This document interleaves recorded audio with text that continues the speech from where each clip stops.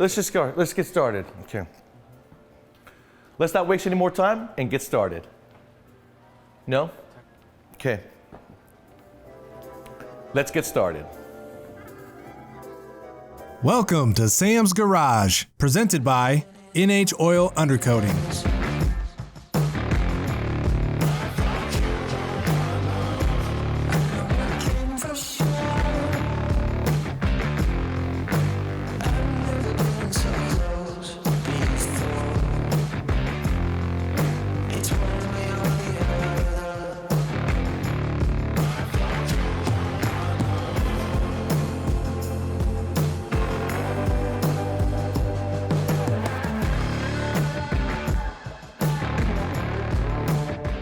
On this episode of Sam's Garage, Sam and Kevin installed the engine valley plate plus ignition coils and wires in the Jeep Rock Crawler.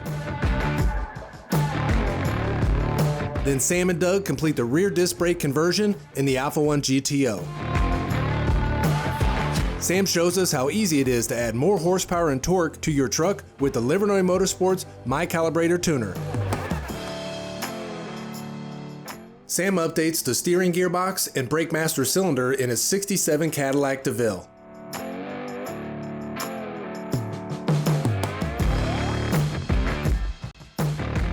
Sam and Kevin get ready to install a new valley plate and ignition coils and wires from Lokar Performance. The LS Classic Series parts will give that engine a classic look while still using the modern technologies, providing the best of both worlds.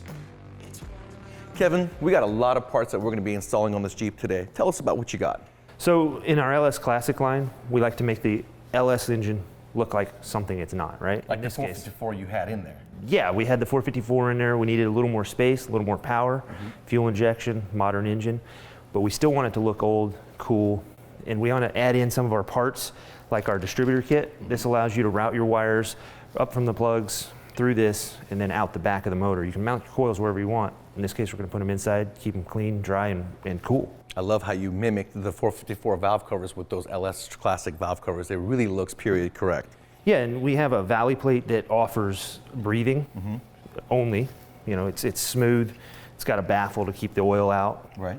Then we've got another version that you can use an oil fill that also can act as a breather. Absolutely, and you guys, when you're doing any kind of work like this, you want to make sure not to remove the PCV system, the positive crankcase ventilation, because that's going to remove the pressure in the crankcase, keeping you from burning oil, and it brings your emissions down. We're in vacuum 95% of the time, and that's when the PCV system is going to work mostly. That 5% of the time that we're actually full throttle, that's when the breather comes into place in front of the throttle body and takes over the PCV system, pulling out the manifold pressure. But because we're 95% in vacuum, you want to retain the PCV system for the integrity of the crankcase.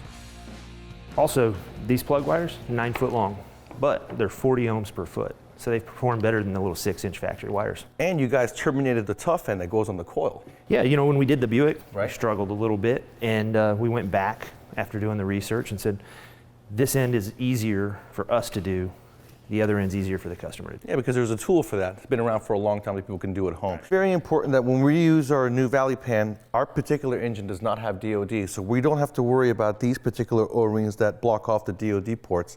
But we do have to worry about this one, which blocks off the factory oil sending unit, right? Right, and to keep a clean look, we don't want to leave that on the top because, you know, you got your big sensor on the top. So we've got a relocation block that'll bring it down to the oil pan. We O-ring this to get rid of the factory gasket and make it a little easier and cleaner install. You just move this, bolt it down, put your oil pressure sensor in there, it's out of sight. Our crate motors in-house, we take care of all of this. So there's no guesswork for somebody who's not familiar with it.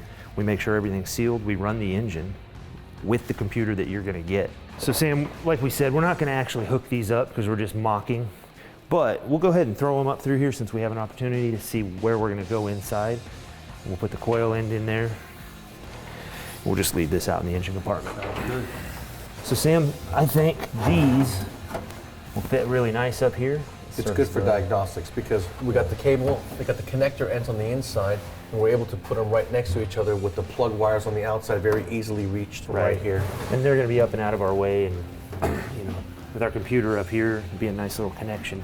Now, are you going to be worried about the wires being together? Because you know the old school people said don't run them together because of resistance. No, these are high quality wires. You're not going to have any interference between the wires. That's awesome. Yeah. Got the coil packs installed on the inside. We are going to go back and loom that so we don't have any jagged edges. The hard part is running them through the distributor and terminating the ends. Yeah, so you want to take your time when you do that. Obviously, like everything else, we're in mock-up phase. The only reason we did this was to make sure we had clearance for the boots inside the cab where we are. It's a little extra work, but it'll be worth it to know that we don't have to do it again later. Yeah, and you guys running your spark plug wires through that distributor, if it were me, I'd be running with the natural firing order of the distributor that comes on the small block so that it looks real, you know? Yeah, I mean, if you want a clean look that doesn't cross wires, that's fine. Yeah, but I'm like you, traditional. Give it that real old school look. I can't wait to see the final look of this thing.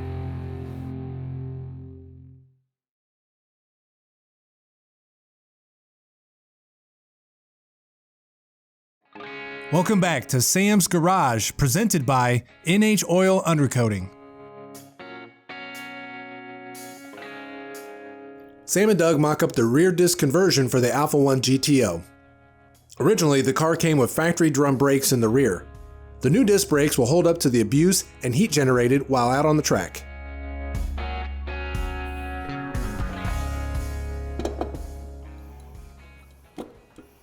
That's going to look really good under the hood of our 250 GTO. It's going to make a whole bunch of power as well. That's why we have to consider stopping the car.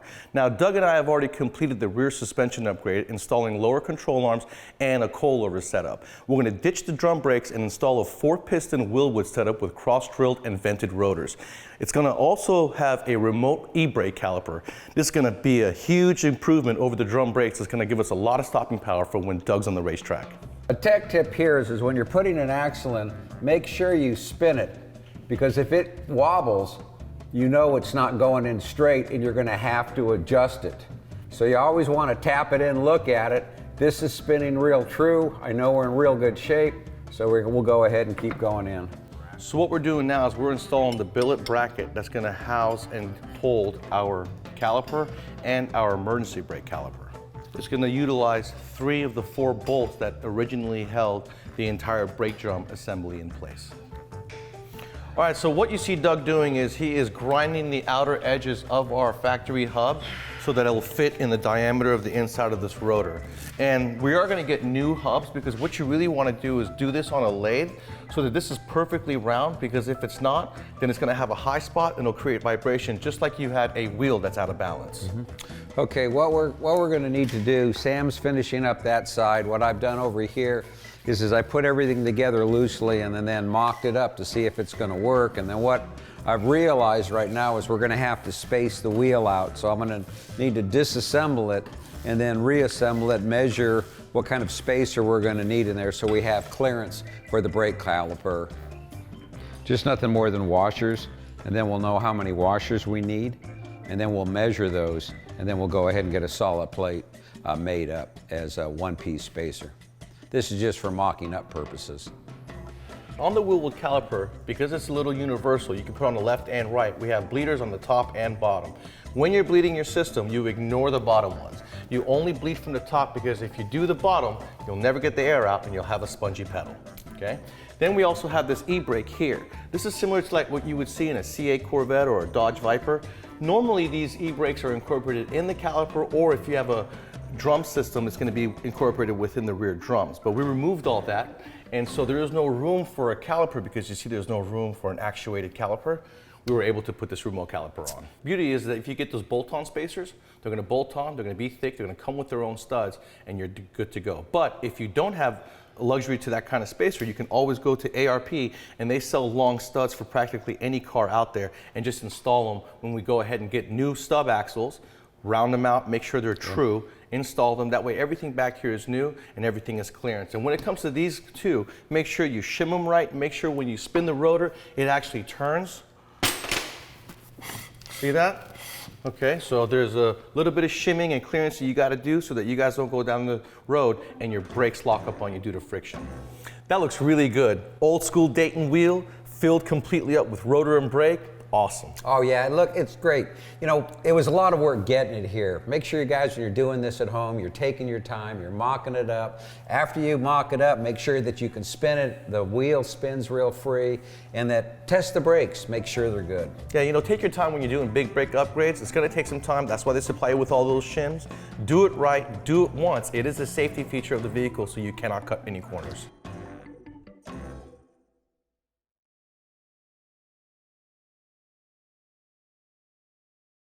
Now back to more Sam's Garage.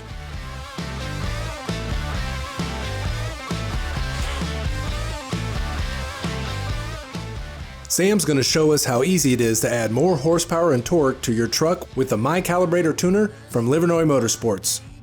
The kit comes with everything you need to get up and running in just a few minutes.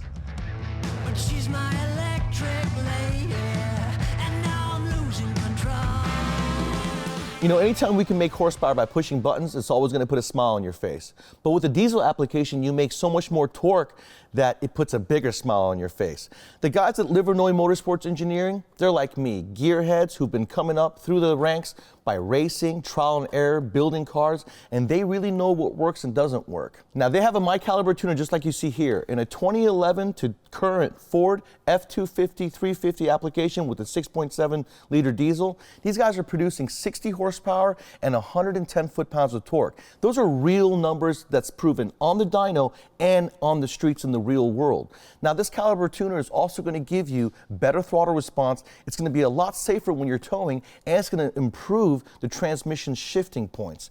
Now, these guys don't get overzealous on their tuning. They're going to make you a nice, safe tune that's going to get you what you want. For instance, if you want a custom application, you want something turned off, you don't have emissions in your state, whatever, they can calibrate their tuner to customize to your application. And that's what makes these guys so much more powerful than the other guys. Now, what we need to do is we're going to go ahead and hook it up to the car, download the file from the computer. Then we're going to go to Livernois Motorsports website and grab their email. We're going to attach the file from the My Caliber, download it by installing the software on their website onto my computer. Then once the file is downloaded onto the computer, I can email it to them. They're going to do their modifications. They're going to tune the program. They're going to send it back to you. You're going to take that file, program it back onto your My Calibrator, and then upload it to the truck. This may take 48 hours to do so, but it's worth the wait because that tune is going to be custom tailored to your application, and that is awesome.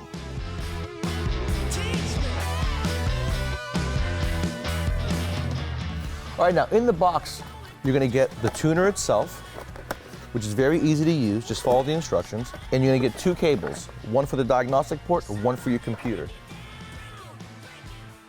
Now we're going to very simply install or plug in the diagnostic port right there. Plug into the My Calibrator. Turn the key to the on position and just follow the instructions. Now, the good thing is that My Calibrator isn't just a tuning device. It'll actually diagnose and tell you engine codes. You can clear engine codes. You can data log when you're driving down the road if there's a problem, or Livernois may ask you to data log so that they can see what's going on and do any fine adjustments, and they'll ask you for that file. That's the nice feature right there. Also, it comes with a suction cup for your windshield so that you can put the My Caliber permanently, install it, run the wire down, and you have a display for your gauges. Very nice feature. Now, don't forget, if you guys feel as if your batteries are weak, you might want to put a charger on the system while you're doing the My Calibrator tuning because you don't want the voltage to drop, causing a problem with the flashing process.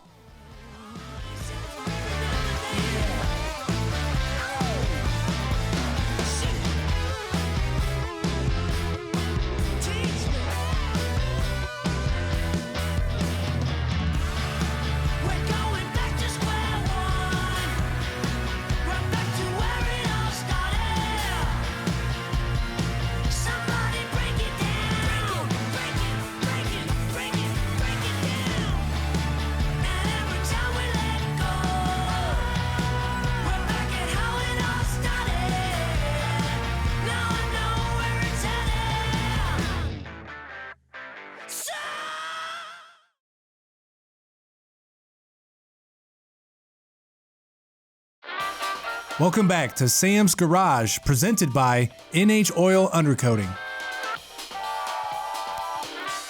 Sam's 67 DeVille is back on the set, and this time to get a much needed update to the steering gearbox. Sam also starts the brake system upgrade by replacing the master cylinder. The replacement parts from OPGI will ensure a classic look and factory functionality. Anytime you guys are building a driver or an old classic like I am here with the 67 DeVille, whether you be making a resto mod or you're going to make it a daily driver, you need to address the chassis and the suspension. You have to make it safe, and we need to address the steering. We're also going to address the brake booster and new master cylinder, but first we're going to do the steering because it's staring at me in the face right now. The steering box is right here. It is original to the vehicle. I went to opgi.com. They have everything for Buicks, Oldsmobiles, Cadillacs, Pontiacs, and GMs. Not only do they have resto parts, regular OEM new old stock, but they also have performance parts for you guys. And I went to them, got my brakes set up. I've even got a steering gear from them and a brake booster master cylinder combination. I'm gonna rebuild this thing by replacing the master cylinder. The rag joint looks perfectly fine. All I need is a pitman arm puller. My drag link all looks good. We're gonna keep it in place. Let's go ahead and get started on replacing the steering gear.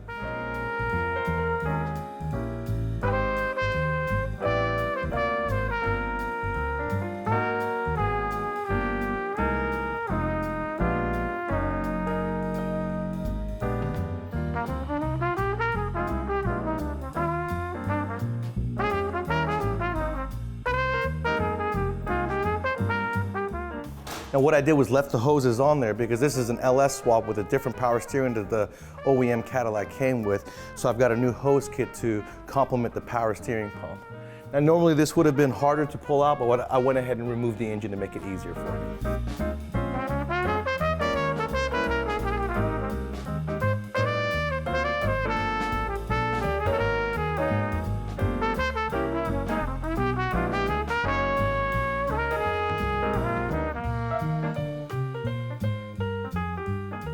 Now I'm ready to install the brake master and booster combination.